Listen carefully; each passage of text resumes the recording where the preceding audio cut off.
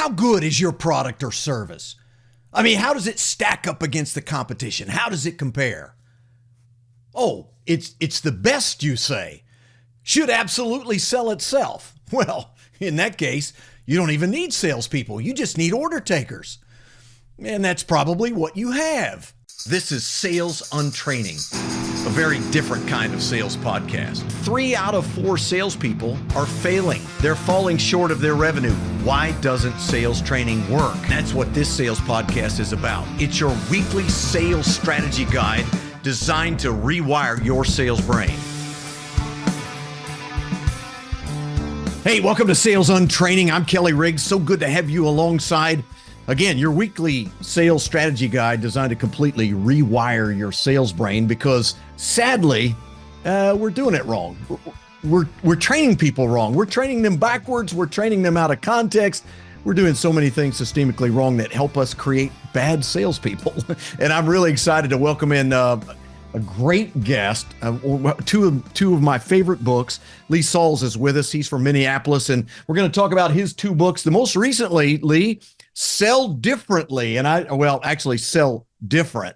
And I think you did that on purpose, and that's really great. Your first book, I put differently on it. You have to understand, Kelly, I grew up with the name Lee. So I had kids in high school, my friends, who'd say, you did that very happily, very joyfully. So I was adverbally. Why didn't you get all cheesy and go differently? Okay, good I should have. I should have. Your first book, 19 Powerful Strategies to Win More Deals at the Prices You Want, Sales Differentiation. One of my favorite topics of all time is competitive advantage, sales differentiation. And you wrote a phenomenal book about it. I'm really excited to welcome you in and talk about it because so many companies, Lee, they think that their product is the best. Well, no, let me change that. All companies think their product is the best. It should sell themselves. It should just jump off the shelf to people, right? Clearly, that's not true at all. But first, before we dive into the topic, tell me just a little bit about you for the audience. I'm a sales management strategist. I hate talking about myself, Kelly, just so you know. I'm a sales management strategist, and I work with sales organizations to help them win more deals at the prices that they want. That's great. By the way, did you happen to see the limerick that I put out this morning? I did not. It's the sales differentiation limerick. You ready? Yes.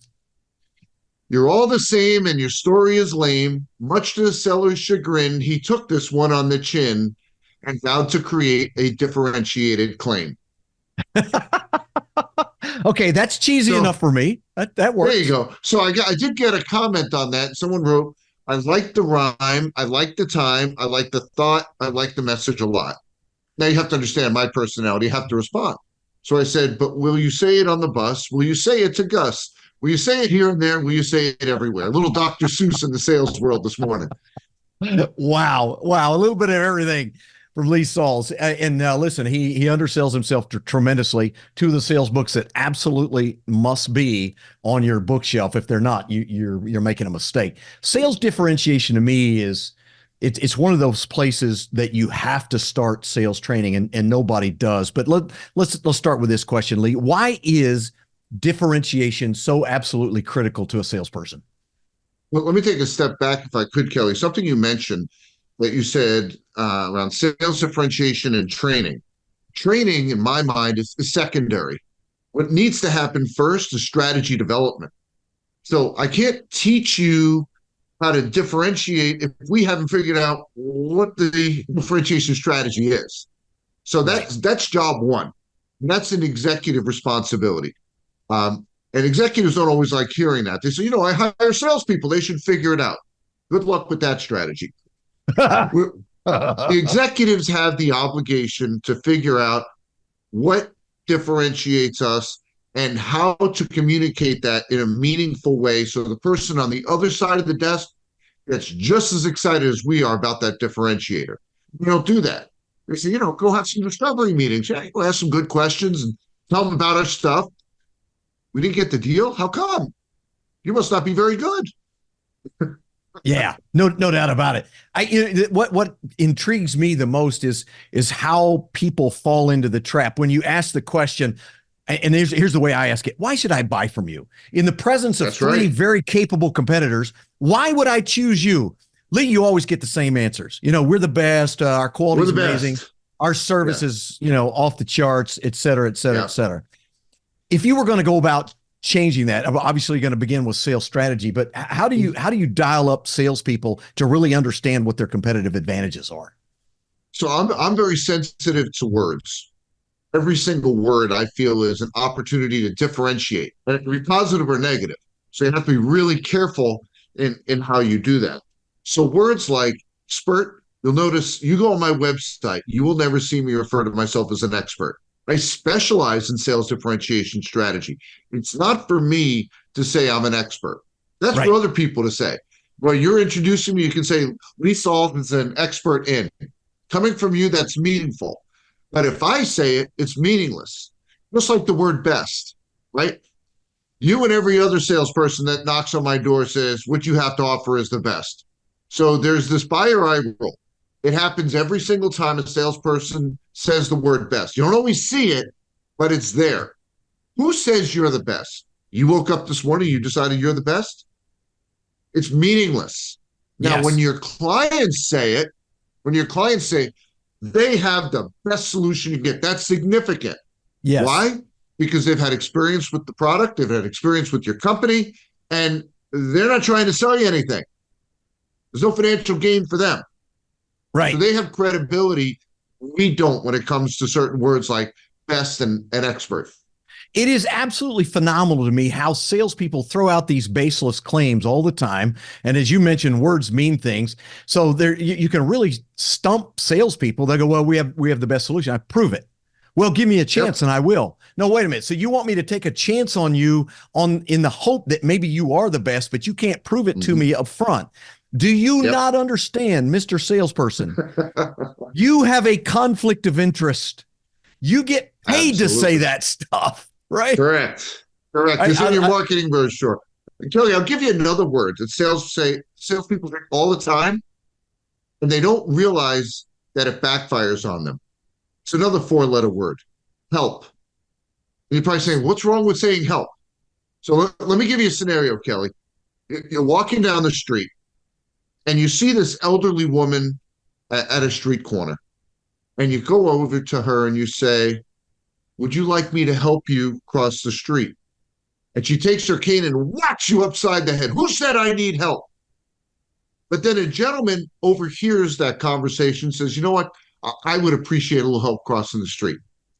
See, if you're meeting with the head of a call center manager, and you say to them, I can help improve the experience that people have when they call your call center. You just insulted them. When did they say that that was a problem? right.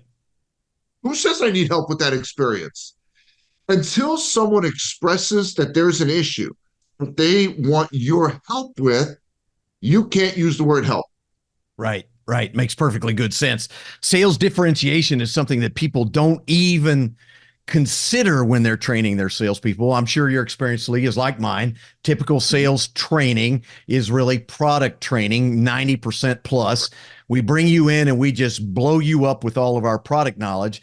And unwittingly, we're creating this problem because what do sales managers tell their salespeople all the time, Lee? We're the best. We have the best solution. We've been around That's 50 right. years. I'm waiting for the salesperson to show up and say, I'm making a call on you to Lee. And I show up and say, hey, Lee, appreciate your time today. Listen, I want to be fully transparent. Our product solution, pretty average. I mean, I just want to be fair, right? Listen, and when it comes to our service, yikes. I mean, we have our good days, don't get me wrong, Yeah. but let me tell you something. Our price is amazing. You're going to love our pricing. Nobody does that for very obvious reasons, right? Right. But how in the world can everybody be the best? How can you be the best? How do Right. you go change the way people approach that training process and reorient that sales brain for the average salesperson? Yeah. So let's start at the very beginning. I talk to a lot of salespeople as they're going through the job search. And one of my suggestions to them is during the interview process to ask the sales management team, the exec, whoever is they're interviewing with, What makes you different? And if you don't buy it, you can't sell Yes. it. Run. If you hear that explanation, you go, I just heard a bunch of gobbledygook. This is not something that I can sell. Run. I don't care if they tell you it's a 6-figure, 7-figure opportunity, it's a mirage. If you don't buy it, you can't sell it. So that's at the very, very beginning for a salesperson, blinded by dollars.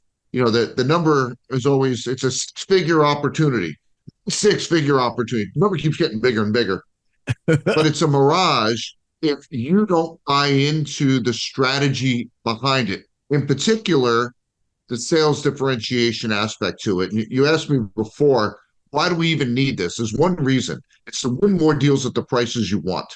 That's Not right. just winning, it's protecting margins while doing so.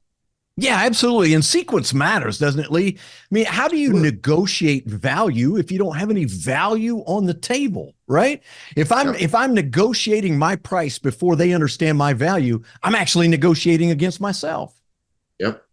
I'm actually writing a new book. I was just working on a chapter before we started here today around the first meeting. I'm on a mission to get rid of the word discovery. Ah, okay. You're wondering why? I mean, that's been around forever. It's universal in sales, discovery. If you talk with salespeople about discovery, what do they think about? Questions they're going to ask and the stuff they're going to tell them and show them. Yep. My favorite question, or one of them anyway, to ask salespeople, what meaningful value does the person that you meet with get out of that interaction? And Kelly, you know what the most common answer is? Silence. They've never thought about that. Right. So the word that I'm focused on, I'm not going to say I'm the first one to introduce it, but the core of the book is around consultation. Love it. If you think about when you go to the doctor, there's a reason you go, not necessarily to feel better. It's to become wiser about the circumstances that you're in and the options you have for remedy. That's why you go. And the reason why prospect is so darn hard is we have conditioned people to believe, and they're right, by the way, that the sole purpose of this meeting is for the salesperson. Oh, absolutely. In fact, we call them sales calls, right? Right. Correct. So we create that impression. So why would anyone ever take that meeting?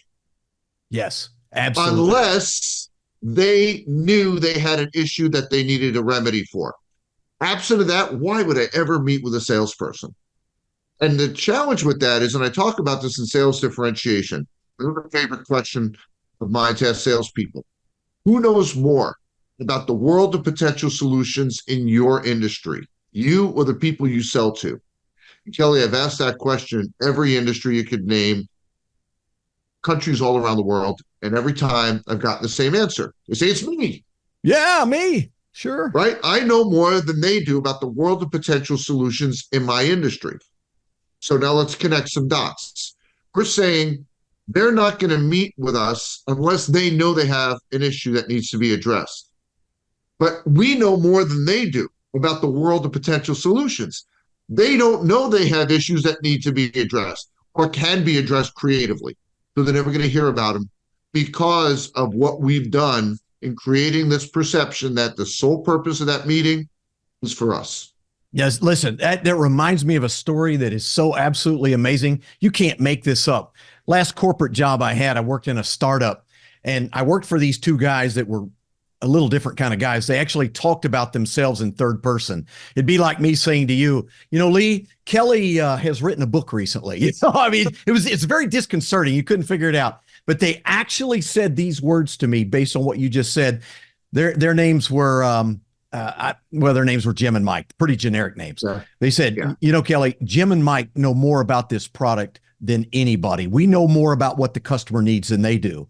And I just, it's exactly what you're saying. We're smarter Yeah. than our customers because we've been doing this so long. Great stuff from Lee Salz. Hey, we're going to take a break. We'll come right back because what we're going to talk about is prospecting. Where does differentiation matter? Where is it applied? Where is it meaningful? Hey, it's when you're trying to create new opportunities. We'll do that next.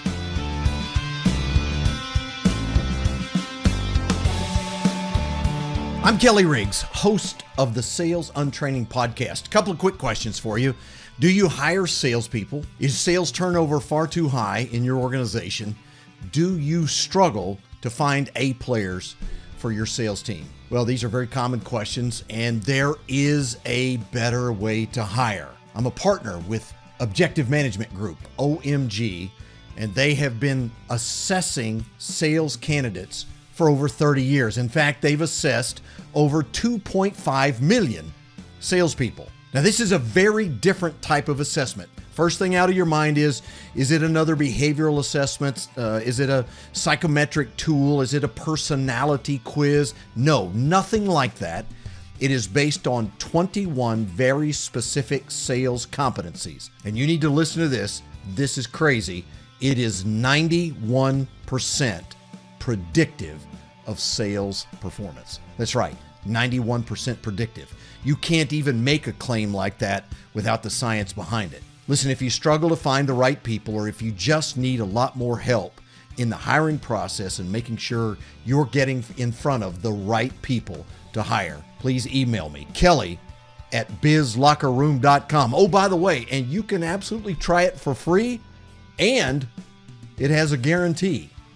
kelly@bizlockerroom.com. Back to the show.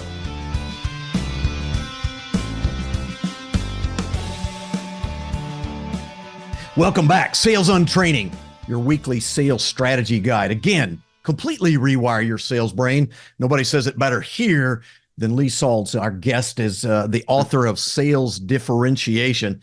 Fantastic book. Find it. If you're watching on the video, you can see it on YouTube. If you're listening, go find it on Amazon. Sales Differentiation by Lee Salz, S-A-L-Z. And Lee, we talk about differentiation, putting it into context where it matters is when people first form impressions of you as a salesperson, and they want to understand that there's value that is different than what I get from the average salesperson. But, interestingly enough, companies don't train their salespeople how to prospect, right? This is where you're actually going to use it, is in those initial sales calls, new opportunities. Talk a little bit about prospecting from your perspective. So when we look at prospecting, we've got an issue like we talked about before. We've created an impression that the sole purpose of this interaction is going to be for us. Yes. That makes prospecting much more daunting than it needs to be.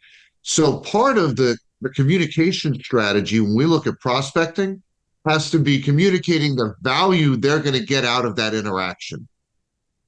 Can't just be because I want to meet with you. Yes. Of course you do. You want to sell me something. And one of my favorite questions, our third favorite, by the way, I'll ask salespeople, who's your toughest competitor? And they'll rattle off a few names and I'll say, I'm sure there's tough competitors, but there's one even tougher. Someone will get snarky, Kelly. They'll go, oh, you mean that old sales training one, the status quo, the choice to do nothing. Also a tough competitor, but there's one even tougher. And then someone will go, wait a minute, they know what it is. It's me. If I don't have my head on straight, I can get in my own way. And so I become my toughest competitors. Now, that's true. You can get in your own way, but there's still one tougher and formidable. And I've never had anyone, audiences, I've probably told this story, over 10,000 audience members for sure. Sure. And not one has ever guessed who their toughest competitor is, unless, of course, they read Sell Different. It's every salesperson calling on the same person you are trying to get a meeting. See, we're egocentric when we think about competition. We see it from our side of the desk, but let's see it from theirs. You're calling on a head of HR. They're getting calls and emails from salespeople representing their entire purview of responsibilities and beyond. Yes. And Kelly, at the end of the day, they're all selling the same thing, a meeting. Yes. And in the entire history of business, Kelly, there has never been an executive hired for the sole reason, the sole purpose of meeting with salespeople every hour on the hour, not even procurement. It's true. So we're an interruption in their day. There's no one staring at the phone going, oh my gosh, I hope a salesperson calls me right now. Never happened, never gonna happen. So, Yeah, and I know your listeners, they listen to your show to feel better about sales, but they have to also feel a bit uncomfortable with what I just shared. You're not competing against a handful of other players in your space. You're competing against hundreds, maybe even thousands of salespeople trying to get the attention of the same person that you are. absolutely. And I'll That's take it a tough. step further, and I'm sure this is exactly what you're getting at.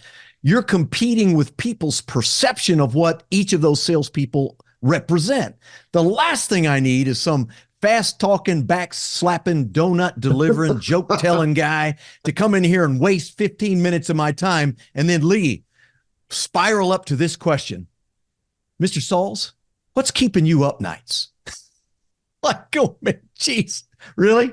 I mean, I don't know You know who what my came up answer with is, that one. Kelly? You know what my answer is? I go to Indigestion. bed with an earbud in every night listening to Two and a Half Men episodes. And I find as the episode changes, it wakes me up. So that's what's keeping me up at night. Two and a Half Men. Just absolutely amazing. I mean, when we go in and talk to salespeople, look, you know what your first objective is? Kid you not. Your first objective is to avoid sounding like the perception of a salesperson like the plague, because the minute they perceive it, Lee, all the shields go up, right? So let's change the scenario. How do I, in that first interaction with a prospect, how do I change their perspective of me? How do you approach it? Well, we've got another problem we have to tackle first. I'm sure a lot of your listeners are saying prospecting is dead. Why are they even talking Oh, about this? The only yeah, way two to sell seconds. today is referrals and social selling. Yes. Well, that answer has been provided to us by the Rain Group. You familiar with them? Oh, yeah. Right? So they conducted a study where they asked executives if they've ever taken a meeting from a salesperson that had reached out to them through some form of prospecting. And I love asking audiences, what percentage would you guess said, yes, I took a meeting with a salesperson that reached out to me through some form of prospecting? And they'll say 0%, 5%, 10%. The answer was 82. Yep. Better than 4 out of 5 executives said, yes, I took a meeting with a salesperson that reached out to me through some form of prospecting. But the study went one step further. They found out the key ingredient, the secret sauce to getting the meeting. And Kelly, I know you know what this is already. Yes. Personalization. Yeah, If absolutely. you're sending generic emails, if you're leaving generic voicemails, or worst of all, you get someone to answer the phone, you're having a generic conversation, you are not going to be in that 4 out of 5 group. It's not going to happen. Personalization is critical when we look at prospecting. So the two takeaway messages from that study is prospecting is alive and well. Yes. And it only works if there's personalization. So you've got an interesting concept in Sales Differentiation, your first book, called the sales crime theory. And I just love the way words conjure up images. The minute I saw that, I actually flipped over to that chapter before I started reading anything and read that chapter. Absolutely love it. Tell us about the sales crime theory and why that's important. So imagine it's 2 a.m. and there's a pounding on your front door. It's the police. They want to have a conversation with you about a crime that's recently been committed. Well, they don't randomly pick you and your home for this conversation. What do? They analyze the evidence, put together a crime theory. That theory has led them to you for a conversation right now. Yes. Sales crime theory based on the same thing. It's founded, though, in a question, not a statement. Why should they want to have a conversation with you right now? Not why, and that would be egocentric. Why should they want to have a conversation with you right now? So let's think about, let's pretend we sell AV equipment for conference rooms. So the question we need to answer is, why should they want to talk with me right now since I sell AV equipment?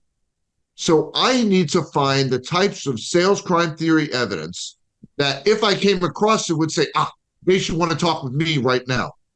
So let's see. We know if there's a new executive, an expansion, a relocation, an acquisition, there's probably a conversation taking place about the technology in the conference room. And since that's what I do, they should want to talk with me right now. So once I know the types of sales crime theory evidence that I need to find, I'm insatiable in my search for it. I'm looking high and low for an acquisition, a relocation, a new executive. Any of those things happen, I now have the information I need to personalize an outreach to that organization. Absolutely. But Lee, you don't understand. I mean, they clearly buy the kinds of products that I sell. That's all the crime theory evidence I need. They have what I have and I sell the best. So that should be enough, shouldn't it? Let's take the conversation a step further, Kelly. Let's pretend what we sell reduces costs and increases efficiency in a manufacturing environment. Okay. Okay. I'm going to give you two sales scenarios. Salesperson A reaches out to a head of manufacturing and says, I understand you're the head of manufacturing, so you're probably looking for ways to reduce costs and increase efficiency in your facilities. Well, that's something my company does very, very well. The second salesperson reaches out to that same head of manufacturing and says, I just read an article in the Business Journal, an interview with your CEO talking about an initiative to reduce costs and increase efficiency in your facilities. Since you're the head of manufacturing, I'm sure that responsibility is going to be placed on you. Well, we work with manufacturing executives to address those two issues. So which one got the meeting, the first one or the second one?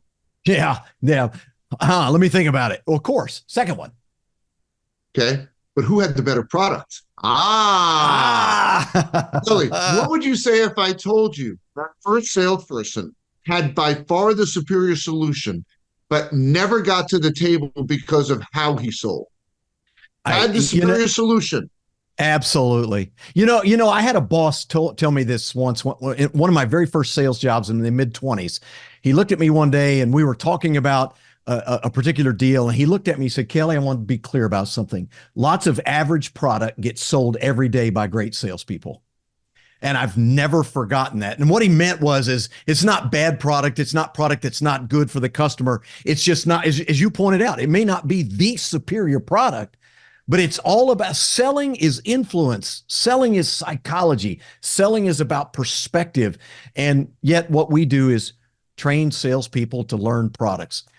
What a phenomenal conversation. We're going to do it again, Lee. We got a lot of ground to cover. I'm going to have you in future episodes, no doubt about that. He's Lee Salz. Lee, where do we go find you if we're looking for more information about you and looking for your books? Well, of course, I'm on all the social media sites. So if you go on TikTok or YouTube, you'll see a ton of videos that I put out. I'm on LinkedIn, Facebook, so you can find me there. And of course, you can go to my website, which is salesarchitect.com. So it's plural, architect, salesarchitects.com. Outstanding stuff. Appreciate you being on, and we'll have you back again. Thank you, Kelly. This is Sales on Training. We'll see you next time.